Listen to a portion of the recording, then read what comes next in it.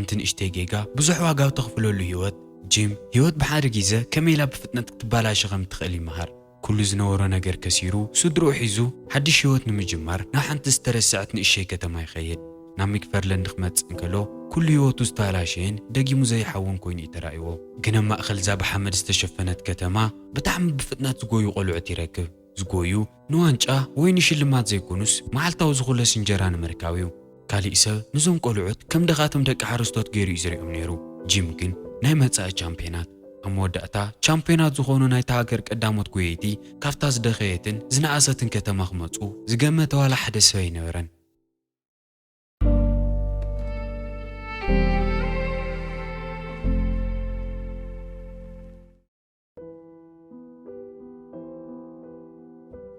فيلمنا جمر جيمس توالي حدنا امريكان فوتبول سلطاني غانتو ميدا صبغ وصيت سلازي نورم ناغوريلو منارينايو يخون دا امبر كابتوم زوم غانتا نجم منم عينت كوري نورن جيم بزتناديدو اطغو زناره ጫማ ልዒሉ ናፍቲ ሎከር ይድርዮ በጋጣሚ ግን እታ ጫማ ነጢራ ንትተምሃራይ ስለዝወቅዕቶ ናይዚ ሓደጋ ውፅኢት ኮይኑ እቲ ጎዘ ሰልጣን ዝነበረ ጂም ካብቲ ትምህርት ቤት ይባረር ስራሕ ንምእላሽን ስድሩ ንምጥዋርን ድማ ንሓንቲ ሚክፎርልን ትበሃል ኣብ ካሊፎርኒያ ትርከብ ንእሽተይ ከተማ ይኸይድ እዛ ከተማ እዚኣ ኣብ ኣሜሪካ ካብ ዘለዋ ዝደኸያን ዝናእሳን ከተማታት ሓንቲ እያ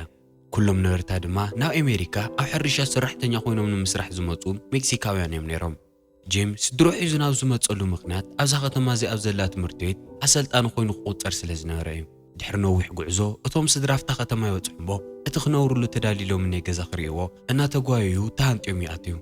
جيم اتغزا خريون كلو منم حغوس ينورن بفتنتنا كالي ختما نقير دما ينطا مخناتو تغزا لعلمتن اريغون او زخونه ساعات زفرسن يزمسل نيرو او لعلزي مزحتيوم توم نورتي مكسيكاويانيوم السو ترايك يخون جن غانغستراتن حش نغتن مخانو ميسترتر دحرز جيم كشينيو معريوم بعلم مغ مسرح كساو جمرو احد ريستورانت خدرو رحيزو ميخيد يخون دا امبر افتا ختما زرخو واحد ريستورانت كمن تاكو زولو نا مكسيكو بحلاو مغتات راح يمشطو نيرم درارم بليعم نغزوم كملسو كافت ريستورانت خوصن كلو جن بخرغالو نجيم زخونه جولي حدا خافتون غانغسترات يلاخفا جنجيم ولا حنت قالن كيملسلو حلاف ام زمسل ودي تطو نخبل ينغرمو نا مكينو ماتيوم غزوم يملسو جيم غزا خصحن كلو نغولو بزغطما ነገር بتعم سلستنادده نسويتو شيرل فتينو خفتا ختما خوص خم زلوم ينغرا شيرل جن نسوي اخ ترغاغعنا مكرت اندحر اقروتي صنحنا كنلوم دوينا منم دمايك مسلنا نيلا او نخصنحت نغرو جن كتما قيرو انكان تدليو نجيم زقصرت مرتيت سلازيناره قليل كم زيخومونو نتفلدا أزغط المعلتي جيم بنقوه تسيو نفت خسر حلو زحاسات مرتيتي خيدمو نتداريكتر رخيو انت عين تسرح خمزو هاوي حدد جينكس نزبحال نا امريكان فوتبول سلطاني حقا زغوي نخسرح مخاني نقرو جيم انكيدون جاي نفت ميدا خيدو نتون قولعت مسلطاني جمر مسا سلطاني جينكس جين من ميت اسمع معن مخناتو لعلمات اني سرحو من لعلمات اني سلطنو مني نيرو سانكز دما اسلطاني جينكس بتعمي نادي دمو نفت داريكتر كيدو مسوق سرح خمزي دلي يردعو እቲ ዳይሬክተሩን ክልቲኦም ዘይስማዕምዑ ሰልጠንቲ ብሓደ ክገብሮም ስለ ዘይኽእል ንጂም ናፍቲ ናይ ጂም ክላስ ወሲዱ ነቶም ተምሃሮ ጉያ ንኸላሙዶም ይሓቶ እቲ ቀትሪ ንሱ ጂም ኣዕሪፎ ኣብቲ ስታድዮም ኮፍ ኢሉ እንከሎ ቪክቶር እና ጂም ዝበሃሉ ክልተ ተምሃሮኡ ብጣዕሚ ጎበዛት ጎየይቲ ምዃኖም የስተውዕል ነቲ መዓልቲ ዝነበረ ትምህርቲ ተወዲኡ ጓሉ ጁሊ ሒዙ ንገዝኡ እናተመለሰ እንከሎ ሓደ ካብቲ ኣብቲ ትምህርቲ ቤቱ ዝመሃር ቆልዓ ብፍጥነት እናጎየ ይርዮ جيم لعلمت أن كدنا أزجورة نجارجن اتقول عحموش كيلومتر نسعة يزجوينيرو بس ساعات أروس عند حساوت متصل سلزنارت نجولي شو متفولت تخوينا حتى مو توماس مخانوت نجرو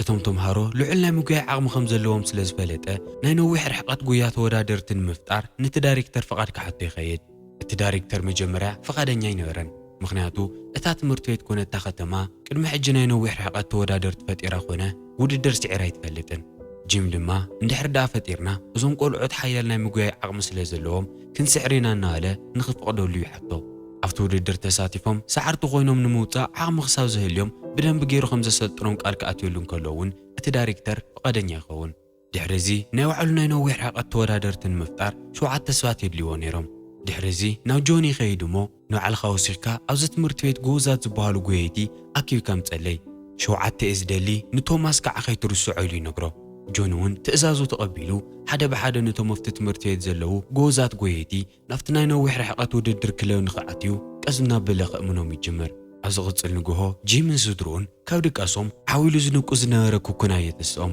እዞም ስድራ ቅድሚ ሕጂ እንኳን ካብ ድቃሶም ከተስኦም ተሓሪዶም ኣብ ሱፐርማርኬት ካብ ዝስቀሉ ወፃኢ ዝንቀሳቐስ ደርሆ ሪኦም ኣይፈልጡን። እቲ መዓልቲ ንሱ ጂም ኣብ ካንሸሎ ኣትክልቲ እናተንከባኸበን ከሎ እታ ጎረቤቱ ናይ እንቋዕ ደሓን መፀኻ ብውህብቶ ደርሆ ተቐብሎ። ድሕሪ እዚ ጂም ነታ ደርሆ ዝኸውን ቀለብ ንክገዝእ ናብ ሱፐርማርኬት ይኸይድ። ምስ ናይቲ ድኳን በዓል ዋና ዝኾነ ኣቶ ዲያዝ መውጋዕ ይጅምር እሞ እቲ ደርሆ ኣብ ክንዲ ክትበልዖ ክተዕውዮ ምምራፅካ ብጣዕሚ ይፅቡቕ ካብ ካልኦት ኣሜሪካውያን ዘይተለመደ ነገር ኢሉ ይነግሮም። ኣብ ከይዲ ድማ ጂም ለዋህን ጥዑይ ሰብ ምዃኑን ይርድኦ።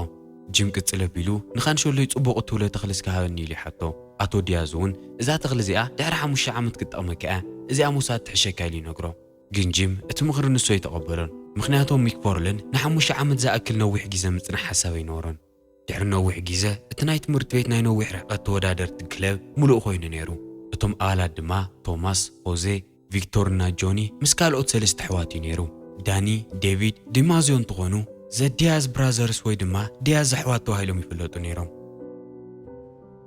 ከምዚ ኢሎም ናይ መጀመርያ ስልጠኖም ክጅምሩ እንከለዉ ምንም ፅቡቕ ኣይነበረን። ምክንያቱ ሓደ ካብቶም ሰልጠንቲ ቪክቶር ንምንታይ ምዃኑን ከይፍለጠ ሓደ ኣንጎሎ ዓፂፉ ሃዲሙ። ሓደ ካብቶም ናይ ዲያዝ ኣሕዋት ዳኒ ድማ ልዕሊ መጠን ገጅፍ ስለ ዝነበረ ምስቶም ካልኦት ብፍጥነት ክጎይ ይፅገም ነይሩ። በቲሉ ግን ኣብ ሓንቲ ንእሽተይ ፓውሎ ካልቶ ትበሃል ከተማ ናይ መጀመርያ ውድድሮም ክገብሩ ይኸዱ። ቅድሚ እቲ ውድድር ምጅማሮም ግን ጂም ናይ ነዊሕ ርሕቀት ውድድራት ፍልይ ዝበሉ ምዃኖምን ኩሎም ሕግታቶምን የረድኦም። ሕድሕድ ናይታ ጋንታ ተወዳዳሪ ዘቑፀሮ ነጥብታት ምስ ናይ ካልኦት ተኣኪቡ ብናይ ጋንታ ቁፅሪ እዩ ዝሕሰብ። ግን ኣብቶም ቀዲሞም ዝወፁ 5 ተወዳደርቲ ጥራሕ እዩ እቲ ነጥቢ ዝምዝገብ። እቲ ቀዳማይ ዝወፁ ተወዳዳሪ ሓደ ነጥቢ እንትወሃቦ እቲ ድሕሪኡ ዝመፅእ ድማ 2 ከምኡናለ ድማ ይቕፅል። ኣብ መጨረሻ ዝወሓደ ነጥቢ ዘምፀ ጋንታ ድማ እቲ ሳዕራይ ኮይኑ ይኽውድኦ። እቲ ሕግታት ተረዲእዎም ጨዋታ ክጅመር እንከሎ ቶማስ እቲ ቀዳማይ ተወዳዳሪ እዩ ነይሩ። ቶማስ ነቶም ምስኡ ዝመፁ ኣዕርኽቱ ጥራይ ዘይኮነስ ነቶም ካብ ካሊእ ከተማ ዝመፁ ተፎኻኸርቲ ከይተረፈ እዩ ዝቕድሞም ነይሩ። ይኹን ደኣ እምበር ቁሩተይ ከይዶም ኣብ ሓንቲ በራኽ ቦታ ክበፅሑ እንከለዉ ኣብ ዓቐበት ምንም ስልጠና ዘይነበሮ ቶማስ ብሓንቲ ግዜ ይደክም እሞ እቶም ቀዲሞም ነበሩ ካልኦት ተፎኻኸርቲ ሓሊፎም ይኸዱ። ኣብ መጨረሻ እቲ ውድድር ዝወድኦ እውን ማእኸላይ ነጥቢ ሒዙ እዩ። እቶም ካልኦት ኣዕርኽቱ ግን ከምኡ ጎበዛት ኣይነበሩን፣ ብድሕሪት ድማ ኣይመፅዮም። እቲ ነጥብታት ክንገር እንከሎ ካብተን ዝተሳተፋ 4 ጋንታታት ሚክፎርለን ናይ መጨረሻ 4ይቲ ኣወፅያ። እቶም ተምሃሮ ሞራሎም ተዳሂሎም ስለ ዝነበሩ ንዝቕፅል ውድድራት ሰዓርቲ ክንኮዲናታ ይናበሉ ምጥርጣር ይጅምሩ። ጂም ግን እቲ ውድድር ዝተሰዓሩ ብናቱ ጥፍኣት እምበር ብናቶም ከም ዘይኮነ ይረድኦም። ኣቀማምጣ መሬት ብደንብ ኣፅኒዐ ንዓኹም ከሰልጥነኩምን ከዳልየኩምን እዩ ዝግበአኒ ነይሩ ኢሉ ድማ ይቅርታ ይሓቶም። በቲ ወገን ኣብ ናይ ቶማስ ስድራ ዓብዪ ችግር ተፈጢሩኒ። ምክንያቱ ንእሽተይ ሓፍቱ ገናን ከይተመርዐየት ጠኒሳላ። ኣብ ናይ ሜክሲካውያን ከቢድ ናይ ስድራ ባህሊ ከምዚ ዓይነት ተግባር ብጣዕሚ ሕማቕን ዝውገዝኒ ነይሩ። በቲ ወገን ጂም ገዝኡ ተመሊሱ ንጋንትኡ ብደንብ ስለ ዘይሰልጠኖም ከም ዝኾነ ከም ዝተሰዓሩ ንሰወይቲ ይነግራ። ኣብ ልዕሊ እዚ ተወሳኺ ዘጨንቆ ዝነበረ ነገር ግን ጉብዛት ተምሃሮ ስለ ዘይሰልጠነ ከምቲ ዝሓስበሉ ናብ ካሊእ ከተማ ኸይዱ ናይ ምቁፃር ዕድሉ እናቐነሰ እዩ ዝመፅሎ።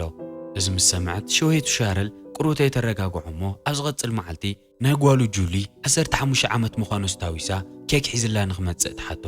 ኣብ ዝቕፅል መዓልቲ እቶም ጋንታ ስልጠንኦም ይቕፅሉ። ሎማዓንቲ ግን ናይ ዓቐበትን ቁልቁለትን ገፀ ምድሪ ንኽላመዱ ኣብ ዝተኸመሩ ሕፃታት እዩ ዘሰልጥኖም ነይሩ። መጀመርያ እቲ ስልጠና ቀልል ዝበለን ዝተለመደን እዩ ነይሩ። ጂም ግን ዝጠንከሩ ንክኾኑ ኣብቲ ስልጠና ዝበለፀ ክድክሞም ይሓስብ ስለ ዝነበረ እቶም ተምሃሮ ንእሽተይ ክቕየሞ ይጅምሩ። ካብ ኩላቶም ዝተፈለየ ቂም ዝነበሮ ግን ቶማስ እዩ። ሰንክተው ገዝኡ ነበረ ናይ ሓፍቱን ናይ ስድሩን ችግር ኣብ ሕማቕ ሙድ ስለ ዝፀንሐ ድማ ቀልጢፉ ይናደድ። ሰንኪዚ ድማ ኣብቲ ስልጠና ብዙሕን ከይዶም ጎየ ተፃሪፍዎም ገዲፍዎ ንገዝኡ ይኸይድ። ለካ ናይ ገዝኡ ችግራት ዝኸፍኡን እናኾኑ እዮም ዝመፅለው። ኣቦኦም ጓሉ ከም ዝጠነሰት ክፈልጥ እንከሎ ብጣዕሚ ተናዲዱ ንመንደቕ እናተዋቕዐን ምሉእ ስድሩ እናተራገመን እዩ ዝውዕል። በቲ ወገን ጂም ናብቲ ገዛ ክመፅእ እንከሎ ኣብቲ ስልጠና ደንጊኡ እዩ ነይሩ። ካብኡ ዝኸፍአ ነገር ግን ናይ ጓሉ ጁሊ ዓመት ምዃኑ ረሲዕዎ እቲ ኬክ ሒዞ ይመፀን። ጁሊ ኣቦኣ ዓመታ ብምርስዑ ብጣዕሚ ተናዲዳ ናብ ክፍላ ተኣትሞ ማዕፆ ቆሊፋቶ ትደቅስ። ጂም ጋንትኡ ንምስልጣን ጥራይ ችግርሎ ምዃኑ ከይኣኽሎ ኣብ ገዝኡን ካሊእ ችግር ስለ ዝተፈጠረ ብጣዕሚ ይናደድ። ነብሱ ንኸረጋግዕ ኣብታ ከተማ እናተንቀሳቐሰ እንከሎ ድማ ቶማስ ኣብ ጸልማት ኣብ ልዕሊ ድልድል ኮፍ ኢሉ ይሪኦ። ነብሱ ኸጥፍእ እዩ ዝመስል ኢሉ ፈሪሑ ካብ መኪንኡ ይወርድ እሞ ቀስ እናበለ ድማ ይቐርቦ። ጂም ንኸይነጥርና ፈርሖ ተረጋጊዑ ክዛረቡ ክጅምር እንከሎ ቶማስ ኣብ ውሽጢ ሓቂሮም ዝነበሩ ብዙሓት መሕዘንቲ ታሪኻትን ኣብ ገዝኡ ተፈጢሮም እኒአው መጨነቕቲ ኩነታትን የካፍሎ ቀሪቡ ክሪኦ እንከሎ ኣብ ገጹ ብዙሕ ቆስልታት ስለ ዝነበሮ ንብኡ ከረጋግዖ ክምክር እንከሎ እንከይፈለጠ ከም ዝወቅዖ ይፈልጥ ጂም እዚ ክሰምዕ እንከሎ ንቶማስ እንታይ ከም ዝብሎ ከም ዝርድኦና ነገረ ከረጋግዖ ዝተኽኣሎ ይገብር ጂም እተው ገዛነ ጭንቁ ንምርስዓን ርእሱ ንምቕላልን ንኽሕግዞ ድማ ናፍቲ ጋንታ መፂኡ ምስኡ ንኽስልጥን ሓሳብ ይቕርበሉ እሞ ቶማስ ፈቓደኛ ኮይኑ ይቕበል ጂም ንገዝኡ ተመሊሱ እዚ ውድድር ነቶም ቆልዑት ልዕሊ መጠን ወሳኒ ምዃኑ ስለ ዝተረድኦ ብዛዕባ ናይ ነዊሕ ርሕቐት ጉያ ብዙሕ ይፈልጥ ስለ ዘይነበረ መፅሓፍቲ እናንበበ ናይ ቀደም ካሴታት እናርአየ ክንዲ ዝተኽኣሎ ፍልጠት ይእክብ ኣብ ዝቕፅል ንግሆ ጂም ጋንትኡ ንኸሰልጥን ብሓድሽ ሞራል ተመሊኡ ይትስእ ግን ኣብ ኣፍ ደጉኡ ናይ ጓሉ ሳይክል ክሪኣ እንከሎ ሓንቲ ጽብቕቲ ሓሳብ ትመፀሉ ሰንኪ ዓብዪ ዕድምኡ እቶም ጋንትኡ ክጎዩ እንከለዉ ምስኦም ክኸይደ ይኽእል ነይሩ ግን ሕጂ ብሳይክል ኮይኑ ንሕድሕድ ስድሪቶም እናተኸታተለ ኩሉ ነገር ንኸስተኻኸሉ ይገብር ድሕሪ ንነዊሕ ግዜ ዝጸንሐ ከቢድ ስልጠና ድማ ምስ ካብ ካሊእ ከተማ ዝመፁ ካሊእ ክለብ ንኽጋጠሙ ኩሉ ምድለዋቶም ይውድኡ እቶም ክጋጠሞም ካብ ካሊእ ከተማ ዝመፁ ክለብ ብጣዕሚ ሓያላትን ፈጣናትን እዮም ዝመስሉ ጂም ድማ ጋንትኡ ንኸይዳሃሉ ዝተፈላለዩ ምኽንያታት እናልዓለ ካብቶም ካልኦት ከም ዝበልፁ ነጊሩ ኣለዓዒሉ ይሰዶም እቲ ውድድር ክጅምር እንከሎ እቶም ናይ ሚክፋርልን ተወዳደርቲ ንነዊሕ ርሕቐት ዝኸውን ጉልበቶም እናቆጠቡ ፍጥነቶም ተቆፃፂሮም ንነዊሕ ርሕቐት ይጎዩ ሙሉእ እቲ ውድድር ነቶም ካብ ካሊእ ከተማ ዝመፁ ተወዳደርቲ ብቕድሚት እዮም ዝሕልፍዎም ነይሮም ኣብታ ናይ መጨረሻ ሰከንድ ግን ኩላቶም ብፍጥነት ይጎዩ እሞ ሓሊፎሞም ቀዳሞት ይኾኑ ቶማስ እቲ ውድድር ቀዳማይ ኮይኑ ስለ ዝወድኦ ንባዕሉን ነቶም ካልኦት ተወዳደርትን ጽቡቕ ኣብነትን ሓቦን ይኾኖም እቲ ውፅኢት ንኽንገሮም እቲ ነጥብታት ኳልኩሌት እናተገበረ ድማ እዞም ክልተ ጋንታታት ብጣዕሚ ዝተቐራረቡ ውፅኢት ከም ዘምፁ ይፍለጥ ጂም እቲ ውፅኢት ንኽፅበ ብጣዕሚ ተጨኒቑ ነይሩ ድሓር ግን ሕጉሰ ይመስልን ሓዚኑ ድማ ናብቶም ጋንቱ ይኸይድ እቶም ጋንታ ዝተሰዓሩ መሲሎም ሓዚኖምን ርእሶም ኣድኒኖምን ይጸንሑ እቲ ሓቂ ግን እዞም ጋንታ ሳላ ሓያል ፃዕሮምን ስልጠንኦምን ናይ መጀመርያ ዓወቶም የስተማቒሮም ኣብ ዝቕፅል መዓልቲ ጂም ንስልጠና ክዳለ እንከሎ ሰለስተ ካብቶም ተወዳደርቱ ከም ዘየለዉ ይፈልጥ ንጆኒ ናበይ ከም ዝኸዱ ክሓቶ እንከሎ ድማ እቶም ድያዝ ኣሕዋት ምዃኖምን ኣቦኦም ስለ ዘይፈቐደሎም ከም ዝተረፉን የረድኦ ጂም ከም ወርቂ ክሪኦም ዝጀመረ ኣባላት ጋንትኡ ክኸስር ስለ ዘይደልየ ነቦኦም ንኽረክብ ንገዝኦም ይኸይድ ኣዲኦም ድማ ተቕበሎ ኣብ ምሳሕ ሰዓት ስለ ዝነበረ ንኸኣቲ ይጋብዝዎ እሞ ቅድሚ ሕጂ ርእይዎ ዘይፈልጥ ጥዑም ናይ ሜክሲኮ ባህላዊ ምግብታት ይበልዕ ምግቢ በሊዑ ምስ ወድኡ ናብቲ ካንሸሎ ይኸይድ እሞ ምስ ኣቦኡ ይዘራረብ ግን ኣቶ ድያዝ ዝመለሶ መልሲ ብጣዕሚ መሕዘኒ እዩ ነይሩ ለካዞም ሰለስተ ኣሕዋት ናብ ስልጠና ዝመፁ ነበሩ ካብቶም ሕርሻ ዝሰርሕሉ ዝነበሩ ግዜ እናቐንሱ እዮም ናይ ስራሕ ሰዓቶም ብስልጠና ክትከእ እንከሎ ድማ ነቲ ገዛ መመሓደሪ ዝኸውን ዘምፅዎን ዝሰርሕዎን ነበሩ ቅርሺ እውን ከምኡ ኢሉ ይቕንስ ጂም እዚ ድሕሪ ምስምዑ እቲ ኩነታት ልዕሊ ዝገመቶ ከቢድ ምዃኑ ስለ ዝተረድኦ ስቕ ኢሉ ክኸይድ ይውስን ግን ኣብ ዝቕፅል ንግሆ እቶም ኣሕዋት ከምቲ ኩሉ ግዜ ናብቲ ሕርሻ ኸዱ እንከለዉ ጂም እውን ገስጊሱ ናብኦም ይመፅእ ለካ እቶም ቆልዑት ስርሖም ቀልጢፎም ንኽወድኡ ንሱ እውን ክሕግዞም ይወሲንኒ ኣብ መጀመርያ እቲ ስራሕ ልዕሊ መጠን ከቢድዎን ጉልበቱ ወዲእዎን እዩ ነይሩ ግን ሳላዚ እቶም ተምሃሮ ክንደይ ከበድቲ ነገራት እናሕለፉ ናብቲ ውድድር ከም ዝመፁ ኣለዉ ክፈልጥ ዕድል ይኾኖም ንግሆ ተሲኦም ናብ ስራሕ ይኸዱ ድሕሪ እዚ ናብ ትምህርቲ ድሕሪ እዚ ከዓ ግድን ጉያ ክስልጡኑ ነይርዎም እቲ መዓልቲ ንሱ ስራሕ ወዲኦም ከዕርፉ እንከለዉ ድማ እቲ ናይ ስልጠና ሰዓቶም ንዕኦም ኢሉ ከም ዘስተኻኽሎን ኣድላይቲ ኮይኑ ድማ እናመፀ ከም ዝሕግዞምን ይነግሮም ኣብ ዝቕፅል መዓልቲ ኣዲኦም ነቶም ሰለስተ ኣሕዋት ወይዘሮ ድያዝ ብዙሓት ንሽቲ ሒዛ ናብቲ ገዛ ትመፅእ ለካ ንዞም 7 ተወዳደርቲ ዝኸውን በጀት ካብ ትምህርቲ ቤቶም ይወሃቦም ስለ ዘይነበረ ብዙሕ ነገር እዩ ዝጎድሎም ነይሩ እቲ ቅርሺ ንምትእኽኻብ ድማ እዘን ኣዴታት ኩሉ ዝተኽኣለን ይገብራለዋ እቲ ምድላው ብብዙሓት ሰባት ዝተኸበበን መዓልቲ ዓዳምን ዝነበሩ እዩ ነይሩ ግን እንከይተፀበዮም ኣብታ ከተማ ኣለዉ ዝበሃሉ ዝሓወየ ጋንግስተራት መኻይኖም መሰሊፎም ናብቲ ምድላው ይመፁ መራሒኦም ዓብዪ ሓወም ነቶም ሰለስተ ኣሕዋት ስለ ዝነበረ ነቲ ፕሮግራም ንምሕጋዝ እዮም መፅኦም እዞም ጋንግስተራት ከምቲ ጂም ዝፈርሖም ነበረ ጨካናትን ሕማቓትን ዘይኮኑስ ለዋሃትን ንማሕበረሰቦም ዝግደሱን ብምዃኖም ድማ ብጣዕሚ ይሕጎስ ንጂም ድማ ኣብ ሕሉፍ ብጣዕሚ ጨካናት ሕማቓት ጋንግስተራት ከም ዝነበሩን ግን ሕጂ ህይወቶምን ህይወት ስድሮኦምን ንምቕያር ናብ ናይ መኻይን ጥገናን መሸጣን ቢዝነስ ከም ዝኣተዩ ይነግሮ ኣብ ዝቕፅል መዓልቲ ከም ዝተለመደ ጂም ጋንትኡ ሒዙ ንስልጠና ይኸይድ ግን ሕጂ ኣብቲ ማሕበረሰብ ዝበለፀ ይቀራረቡን ይረዳድኡን ስለ ዝነበሩ ኣብ ስልጠናኦምን ውፅኢት ምርኣይ ይጅመር ኣብ ዝቕፅል መዓልቲ ጂም ንኩሎም ተምሃሮኡ መፅሓፍ ሂቦም እሞ እንድሕር ኣብቲ ብክልል ዝካየድ ውድድር ፅቡቕ ውፅኢት ኣምፂኹም ትምህርትኹም ኣብ ዩኒቨርሲቲ ናይ ምቕፃል ዕድል ክትረኽቡ ኢኹም ኢሉ ይነግሮም ግን እዚ ንክኸውን ናይ ግድን ትምህርቶም ጠንኪሮም ብምምሃር ክምረቑ ኣለዎም ዘርኡ ቅጽል ኣቢሉ ስልጠና ዋላ ልዕሊ መጠን ወሳኒ ይኹን ደኣ እምበር ትምህርቲ ልዕሊ ወሳኒ እዩ ምክንያቱ ካብቶም ሕርሻት እክወልኹም ቅርሺ ዝበለፀ ቅርሺ ትሰርሕሉ ስራሕ ናይ ምርካብ ዕድል ክህልየኩም እዩ ኣብ ትምህርቲ ድማ ፈፂምኩም ተስፋ ከይትቆርፁ ኢሉ የበረታትዖም እቲ ምሸት ንሱ ቶማስ ነብኡ ንኽሕጉሶን ንኸበረታትዖን እንድሕር ደኣ ድሓን ዝበሃል ውፅኢት ተምፅኡ ኣብ ዩኒቨርሲቲ ከይዱ ክመሃር ከም ዝኽእል ይነግሮ ኣቦኡ ግን ክንድኡ ዝተገደሰ ይመስልን እንታይ ክገብረልካ ፍልጠት ኣብ ሕርሻ ንምስራሕ እኮ ጉልበት ጥራሕ እዩ ዘድልየካ ኢሉ ድማ ይምልሰሉ ኣቦኡ ንቶማስ ከም ባዕሉ ኣብቲ ሕርሻ እናሰርሐ ክነብር ይፅበዮ ስለ ዝነበረ ሕልሙ ይድግፈሉን የበረታትዖን ከም ዘይነበረ ግልፂ እዩ ብዙሕን ከይፀንሐ ነቲ ናይ ክልላዊ ውድድር ምልመላ ዝካየደሉ ግዜ ይመፅእ እቲ ናይ ምልመላ ውድድር ዝግበረሉ ቦታ እናኸዱ ከለዉ ድማ ድሕሪ ዳኣ ኣብዚ ውድድር ካብ 4ይ ብርኪ ንላዕሊ ሒዝኩም ወፂኹም ንምሉእ ካሊፎርኒያ ወኪልኩም ንምኻድ ናብ ዝግበር ምልመላ ቀፂልኩም ክድይቡ ኢኹም ኢሉ ይነግሮም ኣብቲ ቦታ ክወፅሑ ከለዉ ናይቶም ቀዳሞት ዝነበሩ ጋንታታት ኣሰልጣኒ ይመፅእ እሞ ካብ ጋንትኡ ክርሕቆን ትኩረቱ ክሰርቆን ስለ ዝደለየ ንጂም ኣብቲ ናተይ ከተማ ስራሕ እኒአካ ተደሊኻ ኢሉ ይነግሮ ብዙሕን ከይፀንሐ እቲ ውድድር ይጅምር እሞ ቶማስ ቀዳማይ ኮይኑ እናመርሖ ይጸንሕ ሳላ ናይ ጂም ጽቡቕ ሰላጥና ድማ ኣብቶም በረኽቲ ቦታታት ዋላ ቀዳማይ ኮይኑ ጉልበቱ እናቆጠበ ካብ ሙግያ ይተረፈን ናብ መጨረሻ ቀርቦም ከለዉ እቶም ካልኦት ኣዕሩኽቱ እውን ፍጥነቶም እናወስኹ ነቶም ካልኦት ተወዳደርቲ ክወፈኻኽርዎም ይጅምሩ ግን መጨረሻ ቁሩተይ ደኺሞም ሓይሎም ይውድኡ ስለ ዝነበሩ ፍጥነቶም ቀኒሶም ይውድእዎ እቶም ተምሃሮ ነቲ ውፅኢት ዝፅበይሉ ዝነበሩ ሰዓት ሰንክታብ መጨረሻ ዝገብርዋ ጌጋ ብጣዕሚ እዮም ፈሪሖም ነይሮም ግን ፈጣሪ ሓጊዝዎም ራብዓይ ስለ ዝወፁ ኣብ ናይ ካሊፎርኒያ ውድድር ንኽሳተፉ እኹል እዩ ነይሩ